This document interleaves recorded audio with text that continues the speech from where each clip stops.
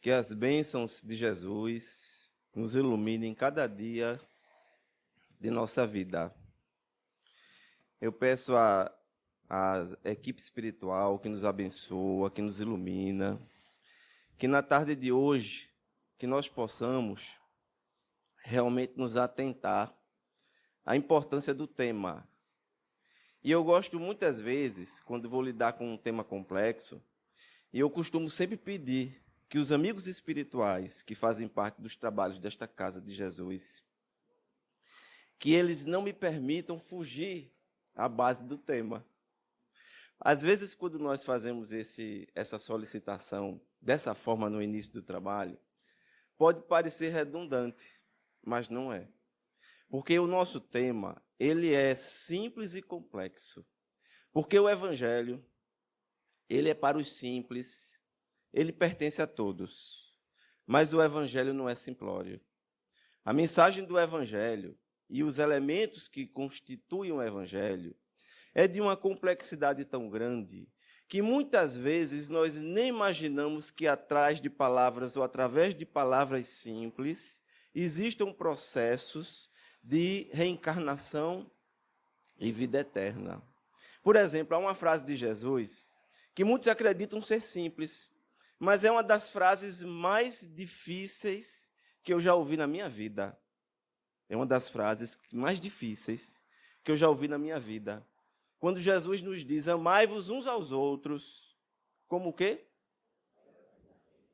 Se Jesus falasse, amai-vos uns aos outros, ficaria mais fácil. Ficaria mais fácil porque cada um tem um parâmetro de amor. Cada um de nós entende um amor de uma forma, e é possível amar da forma, eu amo meu cachorro, amo minha esposa, meu marido, eu amo. Mas Jesus não falou assim. Jesus falou, amai-vos uns aos outros como o quê? Eu vos amei. E a pergunta que eu não poderia deixar de fazer para vocês, alguém aqui é capaz de amar como Jesus amou? E é uma música muito bonita, uma música católica do Padre Zezinho, amar como Jesus amou. É uma música bonita, mas não é possível amar na nossa condição espiritual, como Jesus amou. Só a ciência do tempo, através dos processos de reencarnações, quando chegarmos a uma condição espiritual que nos permita nos aproximar. Porque quem de nós aqui é capaz de amar um desconhecido, uma desconhecida, ou mesmo uma pessoa conhecida, como ama um filho, uma filha, um pai, uma mãe? Quem se encontra nessa condição espiritual de amar como Jesus amou? No entanto, ele falou. Ou vocês acham que ele desconhecia esse processo? Amai-vos uns aos outros, como eu vos amei. Um amor totalmente desinteressado. Sede perfeitos, como perfeito é o vosso Pai, que está nos céus. Alguém aqui consegue ser perfeito? Como perfeito é o nosso Pai que está nos céus? E por que Jesus falou? Porque Jesus nos convida ao processo da reencarnação, quando através das vidas sucessivas, não sei até daqui a quantos mil ou milhões de anos ou de séculos, nós começaremos a nos aproximar, quem sabe, desse processo. Mas Jesus falou para o espírito imortal, e quando nós falamos para o espírito imortal, nós precisamos entender que nesse momento em que nos encontramos aqui, aí eu falo, não gostaria de falar para José, nem para Maria, eu gostaria de falar para o espírito imortal que habita em cada um de nós, inclusive para mim. Porque as mensagens do Evangelho, elas possuem esse teor de complexidade, e muitos dos evangelistas, são 4 que nós conhecemos melhor, 2 nem conheceram Jesus, que foi Lucas e Marcos. Lucas foi discípulo de Paulo, que também não conheceu Jesus, a não ser espiritualmente, e Marcos de Pedro. Então, 2 evangelistas, muitas de suas passagens, algumas passagens do Evangelho, em um é um fato e em outro é uma parábola. Um trata como uma parábola, o outro como um fato. Sem falar que Jesus era judeu. E Jesus falava para a cultura da época, para aquele povo, e ele tinha uma forma de falar que era uma forma semelhante ao que eles poderiam entender. Então, quando Jesus, por exemplo, vai a Jerusalém, faz a limpeza do templo, e que Jesus expulsa os mercadores do templo, e vocês conhecem essa passagem, não conhecem?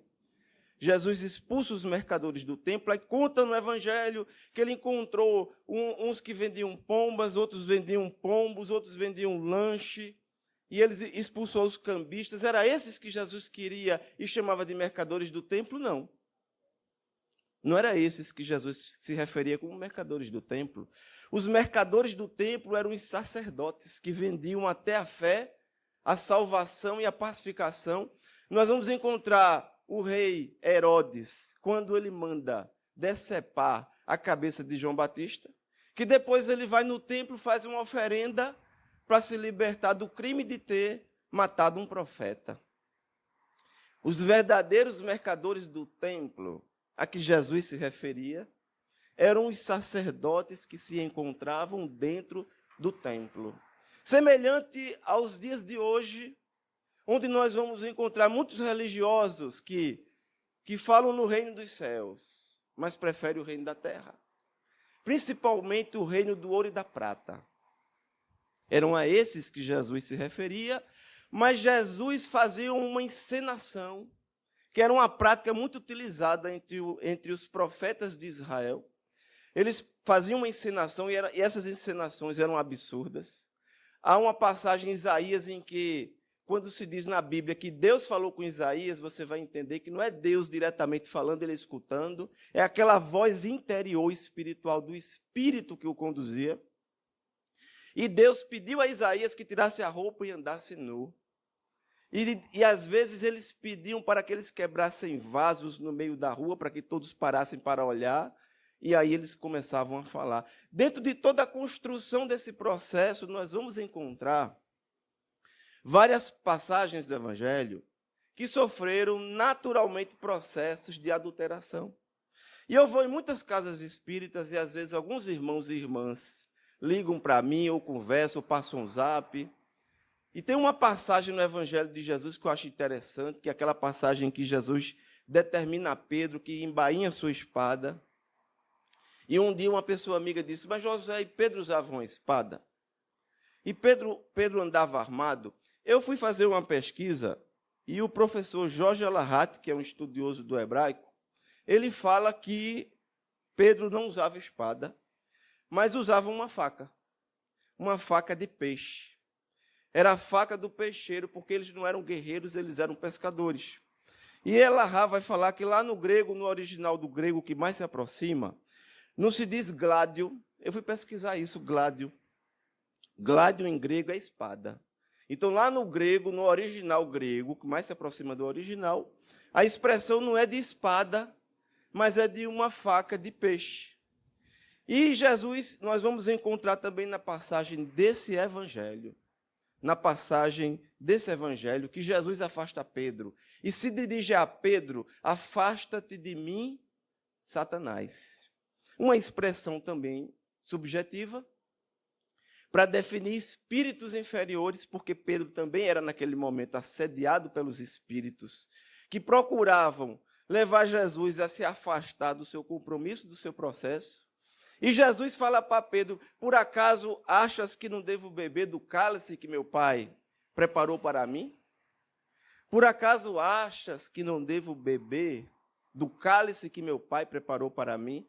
E muitos vão lembrar de uma passagem de Jesus em que ele diz, Pai, se possível, afasta o quê? Afasta de mim esse cálice. Mas Jesus não tentou fugir? Jesus não tentou fugir. Essa é uma passagem que Jesus, quando falava na época, falava para nós. Até hoje, quem aqui está passando por um momento de dor, de sofrimento, de dificuldade, e que não pede a Jesus, não pede ao mundo espiritual, que, se possível, aquele momento seja aliviado ou afastado? Quem não pede? Nós pedimos. Se nós vamos ser atendidos integralmente, aí é outro problema. Aí é outro processo. Quando Jesus fala, Pai, se possível, afasta de mim esse cálice, mas seja feito a vossa vontade. Ou seja, é um processo de respeito às determinações da vida. E Jesus tinha absoluta certeza que iria passar pelo processo de tomar daquele cálice, porque ele havia se preparado por todo esse processo. Vai nos falar, Emmanuel, que os próprios profetas da antiguidade, da primeira revelação, que Kardec não chamava de Antigo Testamento, Kardec chamava de primeira revelação. A primeira revelação foi Moisés, a segunda revelação Jesus, e a terceira, o Consolador prometido.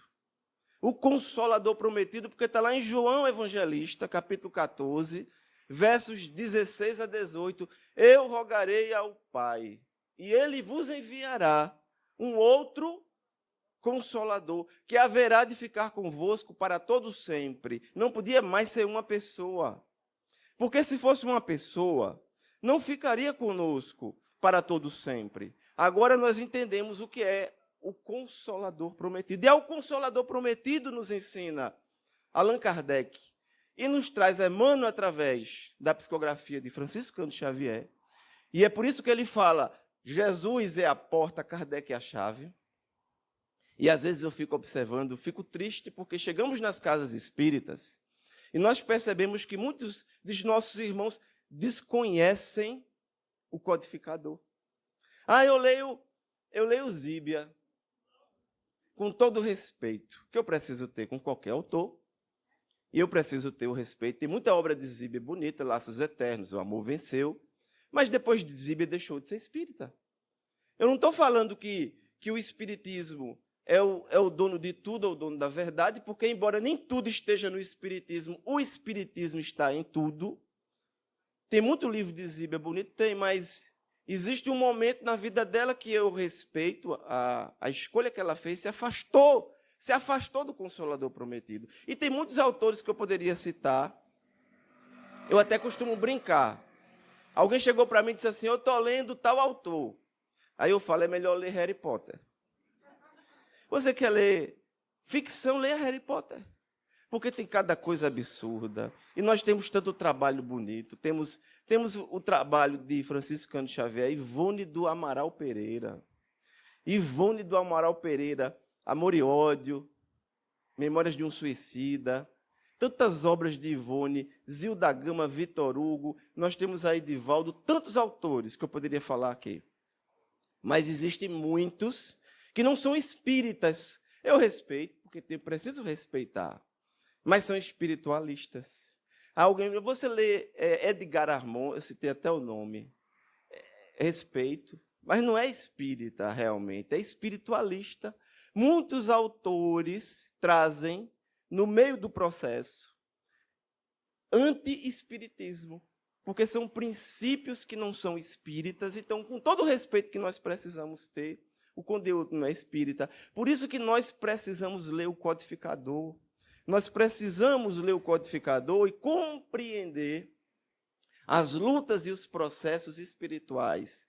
Também no Reformador, na Revista Espírita, em várias obras que são substâncias, são base para o nosso trabalho de estudo do Evangelho. Por que todo esse processo para o nosso estudo do Evangelho?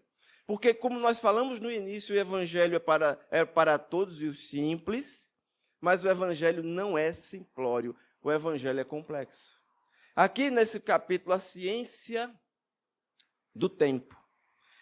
Eu tirei uma passagem que eu acho muito bonita, de um livro de poesia, mas é um livro de poesia bíblico, é um livro de poesia bíblico atribuído ao filho de Davi, o rei Salomão. E se chama Eclesiastes.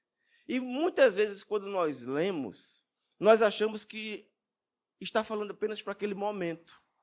Mas são muitos momentos espirituais em nossas vidas. Por isso que em Eclesiastes ele fala exatamente assim. Tudo tem seu tempo.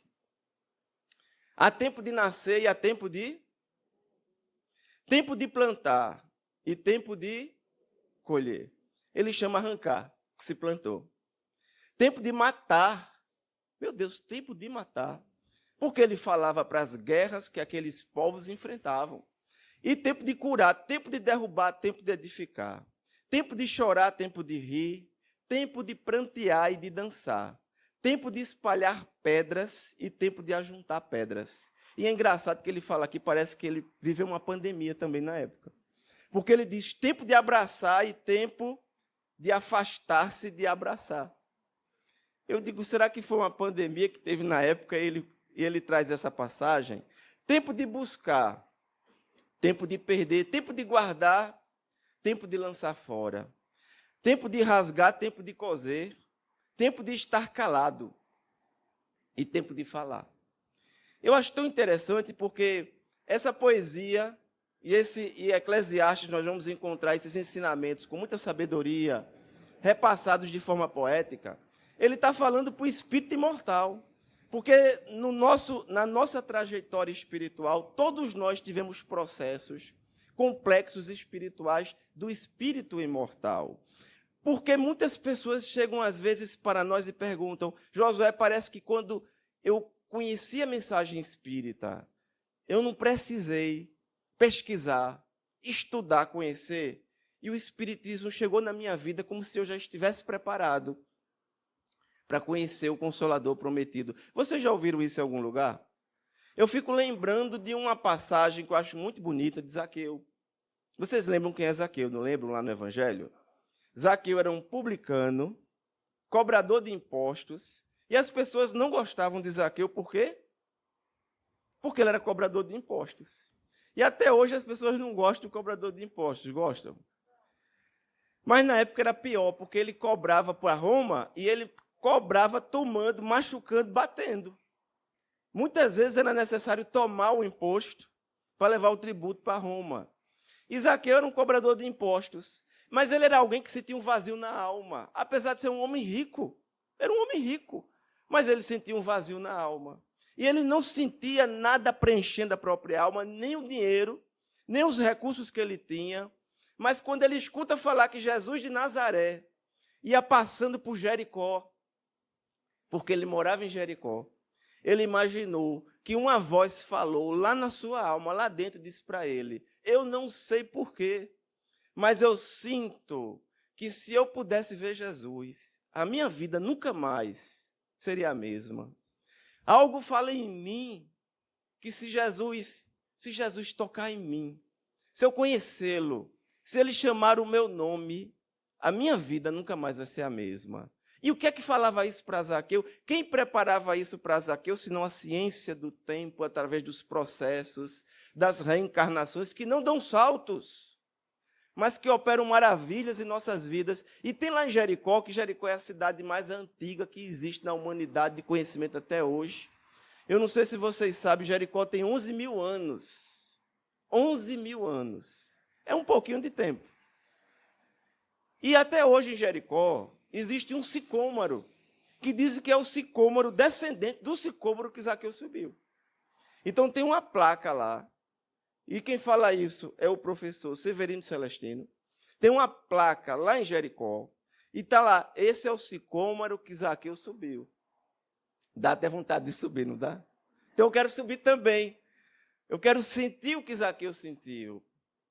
E contam que quando Jesus ia passando nas imediações, e eu vou explicar agora, eu já tinha pulado, que o sicômoro é uma árvore, é uma planta sexuada, então ela se reproduz a si mesma, e por isso que eles falam que aquele sicômoro é o descendente do sicômoro que Zaqueu subiu.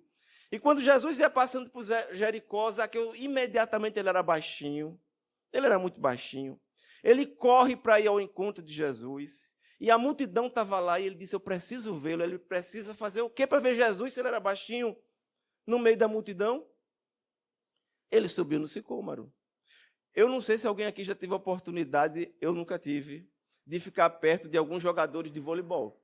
Deve ser mais ou menos essa sensação. Zaqueu lá embaixo, e todo mundo na frente dele mais alto, ele não podia ver Jesus. Se é que, simbolicamente, existe alguém grande diante de Jesus. E aí ele sobe no sicômoro, vê Jesus, e quando Jesus vai passando, Jesus olha para ele e fala, desce daí, Zaqueu. Ele fica espantado, porque como ele sabia meu nome? Como ele sabia o meu nome? Ele não pula da árvore, ele cai da árvore, literalmente. Abre a porta de casa para receber Jesus. Eu imagino a fofoca na época. A fofoca, porque ainda bem que só teve fofoca naquela época. Eu acredito que hoje não tem mais fofoca. Ainda tem fofoca hoje? Não é possível, gente. Eu pensei que era uma coisa de 2000 anos atrás. Mas eu imagino a fofoca, o pessoal ali encostado. Ele vai entrar na casa do publicano? Ele vai entrar aí? Jesus vai entrar na casa desse homem de má fé, de má vida? E olha que é tão interessante observar Jesus e acompanhar a história de Jesus, porque Jesus andava independente. Jesus abraçava a meretriz, abraçava os criminosos. Jesus veio para todos. Jesus não veio para um grupo específico. Jesus veio para abraçar todos aqueles que sentiam a necessidade da sua mensagem e aqueles que também não sentiam. Há um momento muito bonito de Jesus quando ele se refere aos sacerdotes e aos fariseus hipócritas. E ele afirma aos sacerdotes: até as meretrizes te antecederão no reino dos céus. Naquela época, chamar alguém de meretriz era o pior dos xingamentos. Fulano é uma meretriz, era um xingamento horrível, porque naquela época isso era punido com a morte. Havia as pessoas que eram presas, aquelas que eram apedrejadas.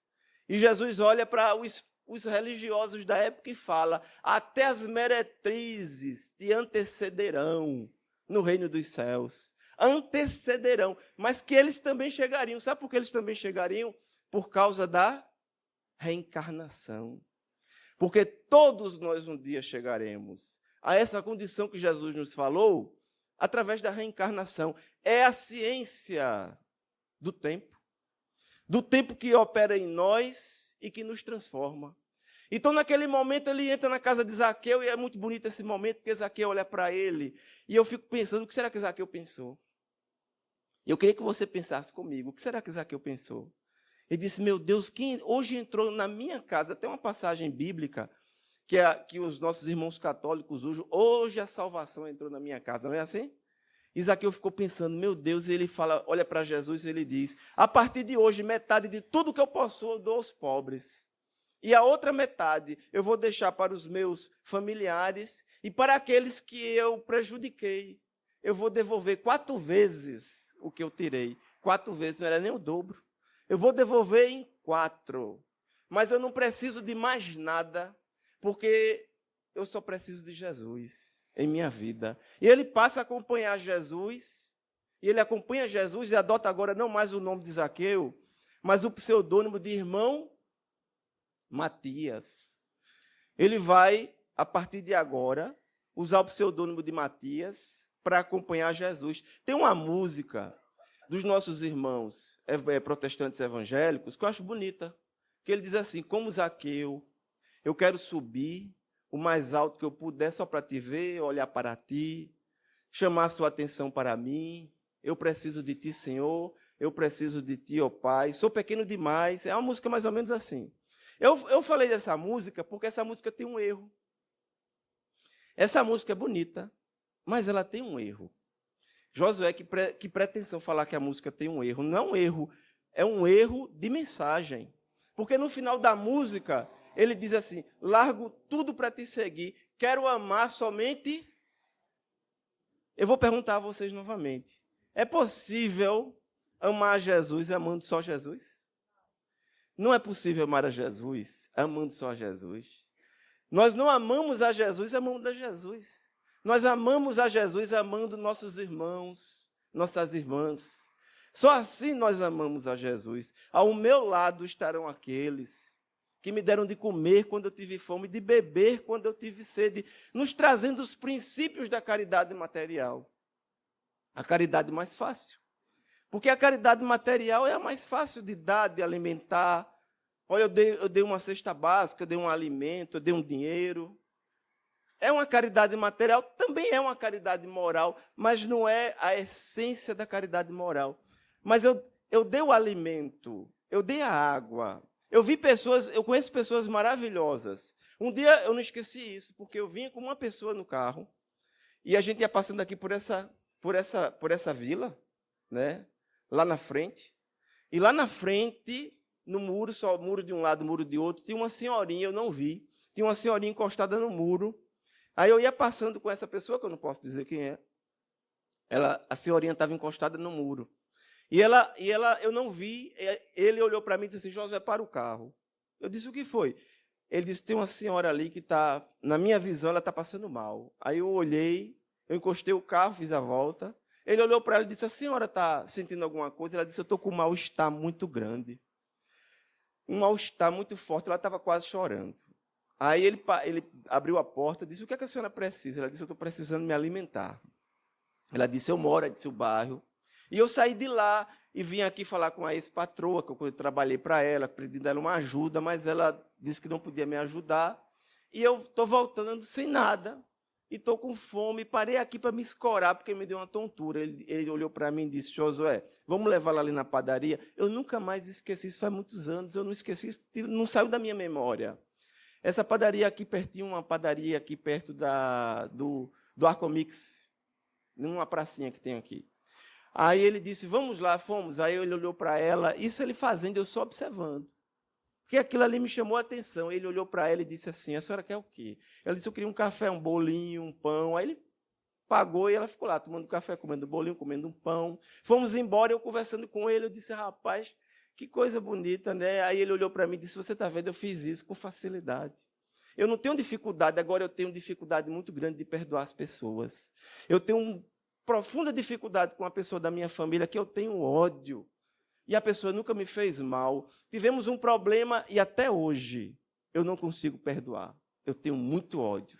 E Josué, eu tenho um ódio no coração. E eu fiquei observando aquela situação.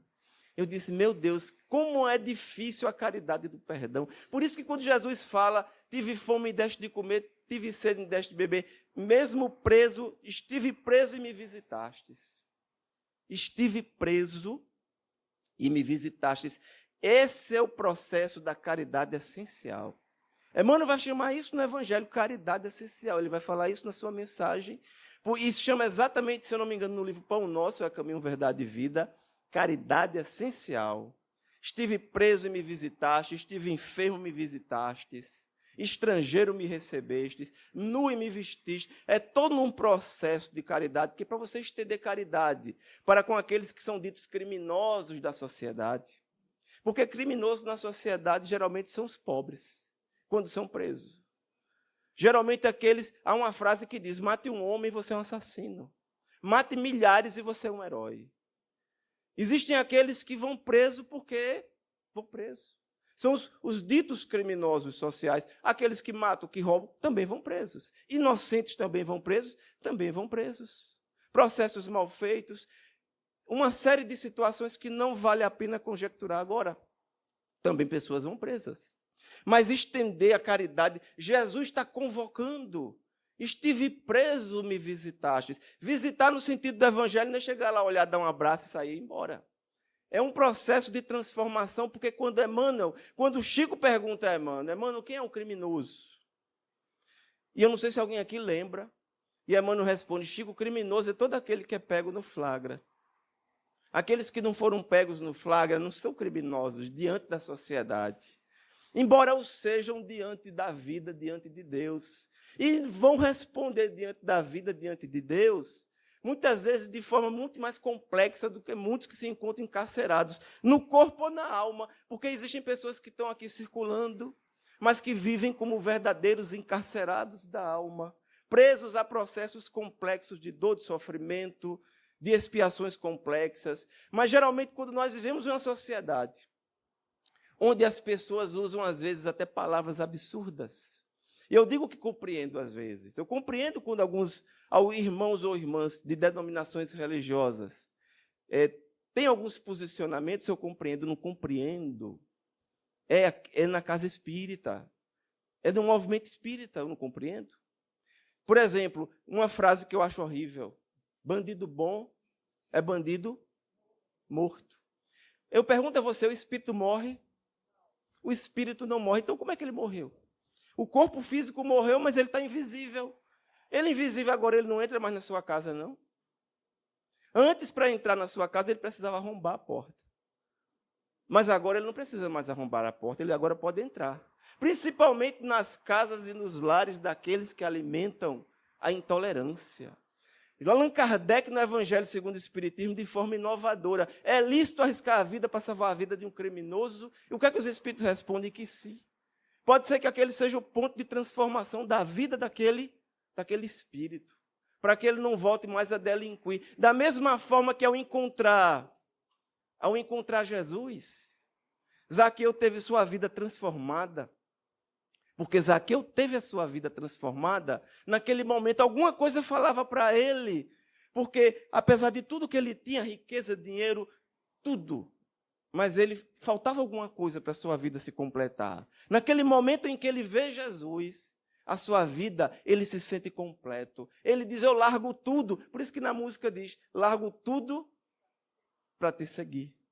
Mas não podemos amar a Jesus amando somente a Jesus. Nós precisamos amar todos os nossos irmãos, indistintamente de religião, de condição, de credo, de nacionalidade, de cor, de qualquer situação. Nós precisamos amar até os marcianos, os que vivem em outras moradas espirituais. Eu falei marcianos brincando, tá, gente?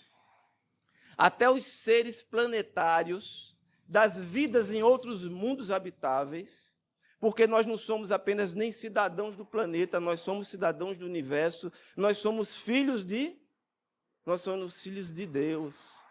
A nossa visão espiritual compreende a importância de defender os aspectos da vida. Às vezes já houve oportunidade de chegar após palestra espírita, de pessoas nos procurarem para conversar, falando das suas dificuldades, falando das suas lutas, das suas batalhas, situações extremamente interessantes, complexas, e de pessoas que têm muita condição de trabalho, mas que muitas vezes encontraram limitações e dificuldades, porque nos impomos essas situações e dificuldades. Um dia, eu saí de uma casa espírita em Olinda. Foi outro momento que eu também não esqueci. E encontrei uma jovem, e essa jovem disse para mim, olha, eu tenho muita dificuldade, eu carrego o mundo nas costas. Ela estava até meio curvada mesmo. Ela estava meio curvada, e ela disse, eu carrego muita dor e sofrimento, e geralmente as palestras espíritas me deixam também com dor e sofrimento. Eu pensei que ele ia dizer com consolo. E eu disse, por quê, minha irmã? Ela disse, porque eu sou criminosa. Eu já matei 3 vezes. E eu parei para... Eu nem perguntei quem ela matou. Eu fiquei só observando, ouvindo. Ela disse, eu cometi 3 abortos. Cometi 3 abortos. Matei a primeira vez aos 18, depois aos 20, depois aos 22. Ela já contava com quase 30 anos de idade. E eu disse para ela, você mataria hoje de novo? Ela disse, não. Na mesma hora, eu senti muito forte a presença da espiritualidade do meu lado. Eu senti.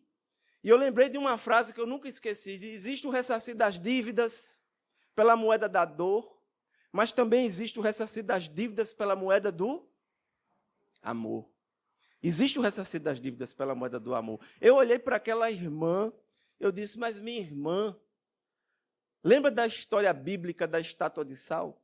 Aquilo é uma parábola, aquilo não é um fato que aconteceu, mas aquilo é uma simbologia para falar que todas as vezes que nós olhamos para trás, nós corremos o risco de nos transformarmos em estátuas de sal, quando nós olhamos para trás e apenas olhamos para trás, esquecendo o presente. E aí eu disse para ela, olha, e eu senti muito isso, na sua casa espírita tem trabalho com criança, com jovem? Ela disse, tem. Eu olhei para ela e disse, olha, por que você não vai treinar, se aperfeiçoar, fazer um curso? Porque é preciso se preparar. Mas você precisa assumir um trabalho, e eu senti a intuição para falar isso para ela, juntamente a crianças, a jovens, para que você possa trabalhar esses espíritos que estão chegando, porque se você não pode mais ser mãe dos espíritos, agora no corpo físico, porque ela me relatou que ficou com um problema em que ela não pôde mais engravidar, mas agora você pode ser mãe indiretamente através de outros processos espirituais. A espiritualidade sempre se encontra com o nosso lado, com a perspectiva de nos incentivar ao trabalho, à renovação, à transformação. Não existe erro, situação irrecuperável. Todas as situações são recuperáveis, mas todas as situações são necessárias de processo de resgate. E existem várias formas de resgate. Vá em busca do ressarcir das dívidas pela moeda do amor. Porque essa é a moeda que toda vez que você passa, você quer o troco. A moeda da dor, você passa sem querer o troco. Você quer o troco? Mas a moeda do amor, nós não queremos que ela se esgote nunca de nosso bolso. Nós passamos e esperamos receber. No livro Ação e Reação, psicografia de Francisco Cândido Xavier, o espírito de André Luiz, vai nos relatar, e olha que essa é uma obra de estudo muito profundo, porque é uma obra que Chico lançou em 1957, em homenagem aos 100 anos do livro dos Espíritos. 1957. E ali ele vai falar das zonas abismais do mundo espiritual. Das zonas abismais do mundo espiritual. E ele vai naquela obra mostrar um espírito que quando você vai lendo o livro, eu não quero aqui dar spoiler do livro, mas quando você vai lendo, você vai observando, mas que espírito abençoado, de trabalho abençoado, ele se chama Saulo. E você vai observando ele, você vai dizendo, meu Deus, que mensagem bonita, que trabalho bonito. Aí André Luiz vai ouvindo ele e diz assim, mas, meu irmão, quando é que você vai sair desses abismos? Porque lá nos abismos também se encontra a presença dos servos de Jesus, daqueles que se dedicam a levar um alento e uma esperança para os que sofrem. E ele olha para André Luiz e ele responde. Ele diz, André, você me observa dessa forma, mas eu sou um espírito, um amigo muito endividado. E eu não posso ascender enquanto eu não trabalhar o que eu preciso trabalhar pelos processos que eu deixei na crosta. Ele se refere aqui ao planeta. E ele vai contar a André Luiz que ele havia sido um jovem que reencarnou, que estudou, resumindo, que estudou medicina, que podia ser um médico, mas preferia ficar tomando conta das finanças do pai. A mãe sempre o incentivou à religiosidade, ela era católica. Ele disse, minha mãe era católica, apostólica romana, sempre me incentivou à religiosidade, mas eu não conseguia ver religiosidade, eu só conseguia ver dinheiro. Não me interessava por pacientes pobres, eu só me interessava por pacientes que pudessem pagar. E quando meu pai enviuvou com o desencarne da minha mãe, eu passei a acompanhá-lo de mais perto, não preocupado com meu pai, mas preocupado com as nossas posses, os bens que nós dispunhamos. E aí meu pai se prontificou a casar novamente. Então ele se apaixonou, depois de 60, por uma jovem de 30. E aí eu não podia permitir que aquela mulher chegasse e se apossasse daquilo que eu acreditava ser meu. Então eu comecei a me reaproximar do meu pai. Ele novamente casa com essa mulher. Ele adoece. Nesse período que ele adoeceu, ele me pediu para representá-lo em alguns eventos. Eu fui com ela, mas alimentando o propósito e o projeto de desequilibrá-la, de criar uma situação que levasse a receber novamente o que era meu, não dividir mais com ela no futuro. Eu queria me livrar dela, mesmo que fosse pela morte. Mas aí eu pensei melhor. Eu comecei a perceber que ela tinha um primo, que esse primo era apaixonado por ela, que já havia tido um relacionamento com ela em momentos passados. Eu trouxe esse primo para o nosso círculo de convivência.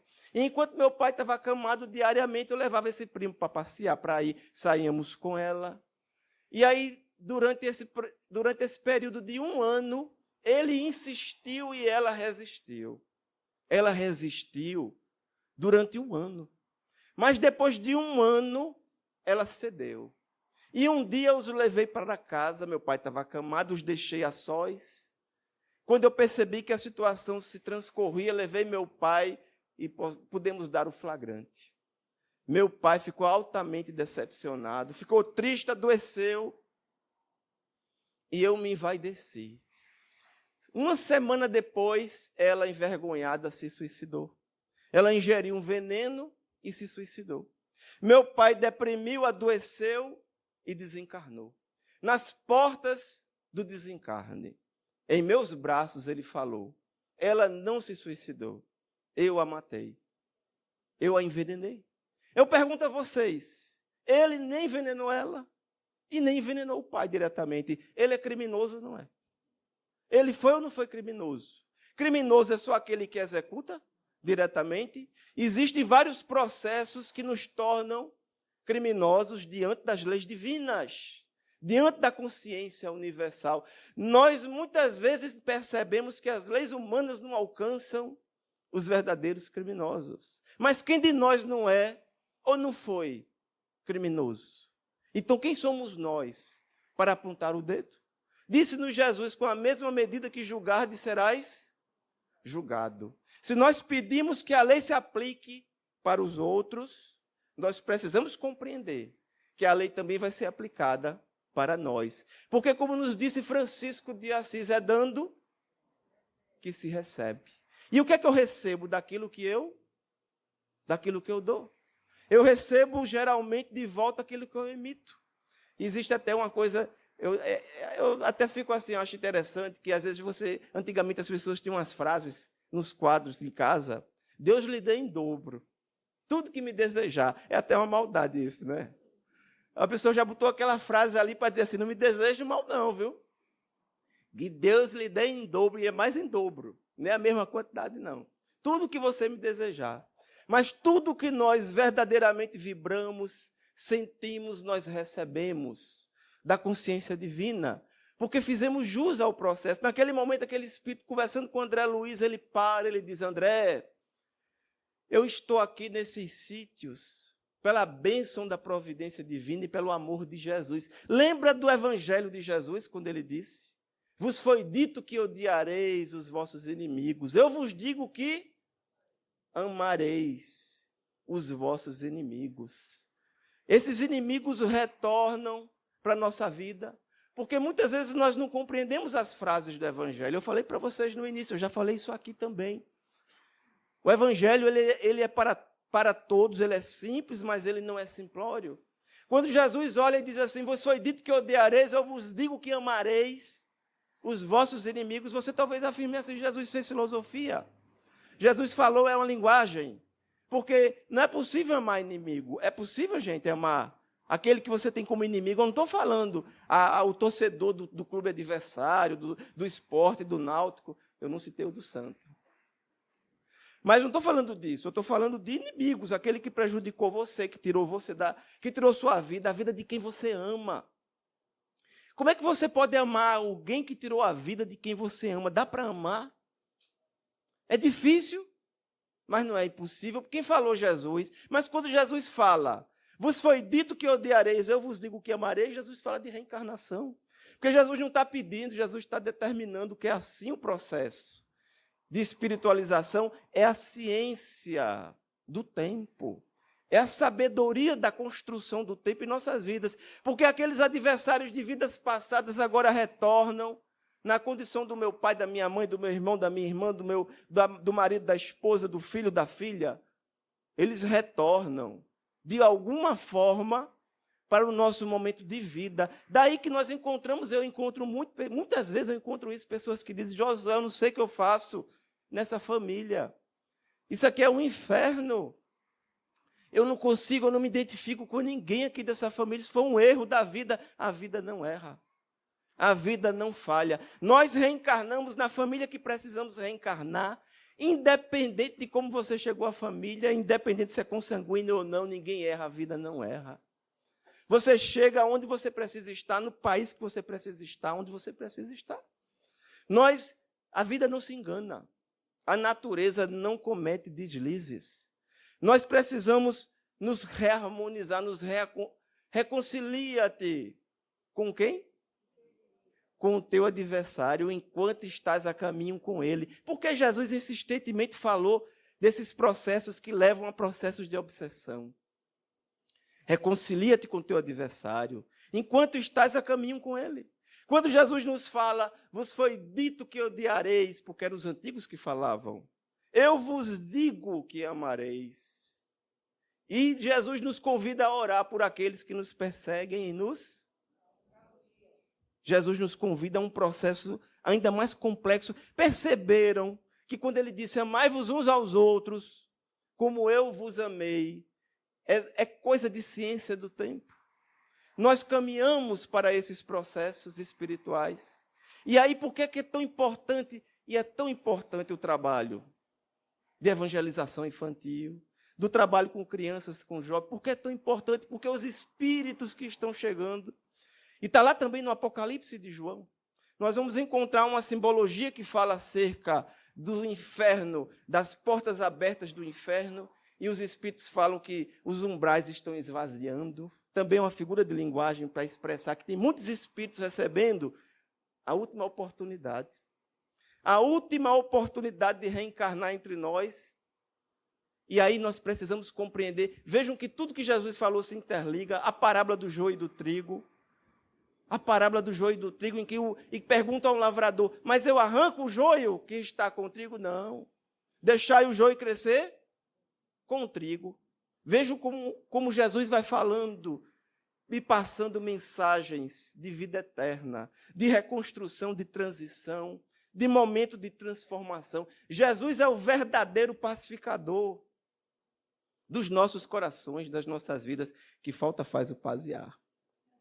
É um dos verbos mais belos que eu já escutei, amar e paziar. Porque paziar é verbo. Como é importante esse processo de transformação. E Jesus, bem-aventurados os mansos e misericordiosos, porque herdarão a terra. As pessoas ficavam perguntando, que terra é essa? Porque os hebreus procuravam a terra prometida. Eles procuravam desde a época de Moisés, perambulando pelo deserto. Eu preciso qual é a terra? Qual é a terra? E Jesus falando de terra, mas as pessoas pensavam que era uma terra física. Mas bem-aventurados os mansos misericordiosos, porque herdarão a terra de regeneração.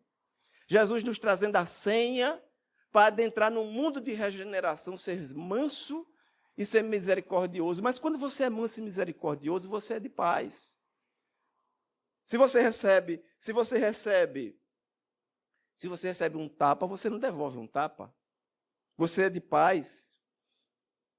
Mas Jesus vai deixar para a sua última bem-aventurança, aquela que muitos consideram a mais completa, que verdadeiramente filhos de Deus são aqueles que promovem a paz. Porque você passa a se tornar um pacificador. Porque quando você é de paz, você não devolve o mal que recebe, mas quando você é um pacificador, você devolve o mal com o bem. Um dos maiores pacificadores, nós conhecemos na história vários, Mahatma Gandhi, Martin Luther King, vários pacificadores, Francisco Cândido Xavier, Irmã Dulce, Madre Teresa, espíritos iluminados, pacificadores. Mas nós também precisamos aprender a conhecer um dos maiores pacificadores, um dos maiores instrumentos de paz e transformação, chamado Allan Kardec. Que muitas vezes, dentro das casas espíritas, nós desconhecemos Kardec, não compreendemos as suas lutas para a implantação do Evangelho, que é o livro que vem com o propósito de transformar não apenas o momento, mas o planeta. E eu separei aqui para vocês, rapidinho. Eu digo rapidinho porque eu vejo que eu só tenho ali, eu acho que 13 minutos, é isso? Allan Kardec vai nos trazer aqui, olha, está em Obras Póstumas, quando ele já havia publicado o Livro dos Espíritos, o Livro dos Médiuns, ele sentia a necessidade de trazer o Evangelho, mas não o Espiritismo segundo o Evangelho, o Evangelho segundo o Espiritismo. Os Espíritos não desejaram trabalhar aquelas passagens do Evangelho que podiam gerar, porque eram processos muitos de adulteração. 60% do Evangelho segundo o Espiritismo é o Sermão do Monte, são as bem-aventuranças. E aí, quando Kardec está em Sainte-Adresse, que era uma área paradisíaca da França, ele estava ali concentrado e os espíritos trabalhando. Ele indaga uma das médiuns acerca do projeto que ele alimentava. Ele pergunta, sem ela saber nada, ele pergunta, que pensais da nova obra em que trabalho nesse momento? Ninguém sabia. Ele não havia contado a ninguém. E ela responde, os espíritos respondem através dela. Esse livro de doutrina está lá em Obras Póstumas, viu? Este livro de doutrina terá considerável influência, pois que explana as questões capitais, e não só o mundo religioso encontrará nele as máximas que lhe são necessárias, como também a vida prática das nações. A vida prática das nações aurirá dele instruções excelentes. Fizeste bem, enfrentando as questões de alta moral prática do ponto de vista dos interesses gerais, sociais e religiosos. A dúvida tem que ser destruída. A terra, veja como é interessante essa passagem. Prestem atenção para ver se vocês entendem como eu entendi. Vejam o que ele diz. A terra e suas populações civilizadas estão prontas. Já de há muito os teus amigos de além-túmulo os arrotearam. Lança, pois, a semente que te confiamos, porque é o tempo de que a terra gravite na ordem radiante das esferas e que saia, afinal, da penumbra e dos nevoeiros intelectuais. Até o livro dos Espíritos e o livro dos Médiuns, havia um risco do espiritismo se elitizar de forma intelectual. Allan Kardec já vinha trabalhando isso através das intuições, os espíritos, através das mensagens que traziam para ele, que o espiritismo ele vinha para ser trabalhado por toda a humanidade. Lembra do que nós falamos no início? Embora nem tudo esteja no espiritismo, o espiritismo está em tudo. E aí, o que é que os espíritos falam para ele? Afinal, acaba a tua obra e conta com a proteção do teu guia. Guia de todos nós. Eu acho isso muito bonito. Quando eles dizem, acaba a tua obra, conta com a proteção do teu guia, que é o guia de todos nós, e com o auxílio devotado dos espíritos que te são fiéis, em cujo número digna-te de me incluir sempre. Aí Kardec pergunta, e o clero, o que dirá? Aí ele vai responder, eu vou aqui resumir, tá? Para não ler tudo. Gritará, tanto mais quanto se sentirá muito mais ferido do que com a publicação do Livro dos Espíritos, cujos dados principais a rigor poderia aceitar. Agora, porém, tu, veja como é interessante, tu entraste por um número em virtude dessa espécie de perseguição. Sobretudo, com qualificarem os padres de demoníaca uma doutrina cuja moralidade esplenderá como um raio de sol. Aí agora vem uma parte que eu não sei, que se fosse eu ia tremer nas bases. Eu não sei nem se eu levantava da cadeira. Quando eu ouvisse isso. Os espíritos, por isso que não fui eu, por isso que foi Kardec. Os espíritos falam para ele, aproxima-te a hora em que te será necessário apresentar o espiritismo, qual ele é. Até então, só com o Livro dos Espíritos, o Livro dos Médiuns, ele fala aqui. Ele ainda não havia sido apresentado tal qual ele é. Aproxima-te a hora em que te será necessário apresentar o espiritismo tal qual ele é, mostrando a todos onde se encontra a verdadeira doutrina ensinada pelo Cristo. Aproxima-se a hora em que a face do céu e da terra terás de proclamar o espiritismo verdadeiramente como cristão e a instituição verdadeiramente divina e humana.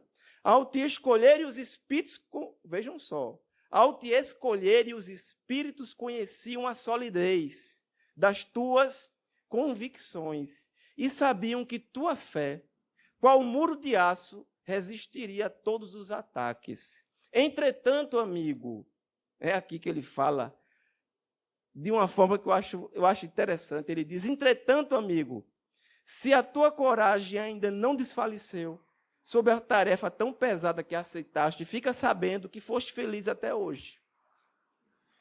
É fácil ouvir um negócio desse. Fica sabendo que tu ficou tranquilo até agora.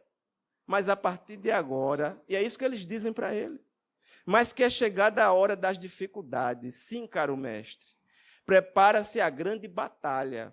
O fanatismo e a intolerância, exacerbados pelo bom êxito da tua mensagem, vão atacar-te. Prepara-te para a luta. E o Espírito fala para ele algo que eu achei extremamente interessante. Ele diz exatamente assim, tenho, porém, fé em ti. O amigo espiritual diz para ele, tenho fé em ti. Como tu tens fé em nós, e sei que a tua fé, das que transportam montanhas e fazem caminhar por sobre as águas. Coragem, pois é que a tua obra se complete. Conta conosco, sobretudo a grande alma do mestre de todos nós. Quem é o mestre de todos nós? E aí ele fala algo lindo, que aí é bonito demais, porque ele diz, o mestre de todos nós que te protege de modo muito particular. E aí nós temos hoje esse trabalho. E a consequência desse trabalho resultante, oriundo dessas mensagens, quando você abre o Evangelho segundo o Espiritismo, você não só abre um livro. Talvez muitos nem valorizem, porque tem praticamente gratuitamente, baixa PDF, tem de graça, é baratinho, mas é um propósito, um trabalho, um projeto já pronto, com uma mensagem de transformação de nossas vidas, de transformação desse planeta, que as bênçãos de Jesus possam nos iluminar cada dia de nossas vidas. Muita paz.